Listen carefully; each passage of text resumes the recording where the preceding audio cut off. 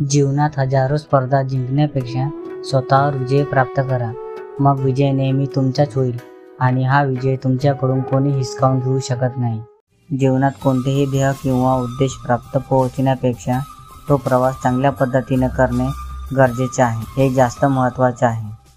वाईटाने वाईटावर कधीही मात करता येत नाही. तिरस्काराला केवळ प्रेमाने संपवले जाऊ शकतं.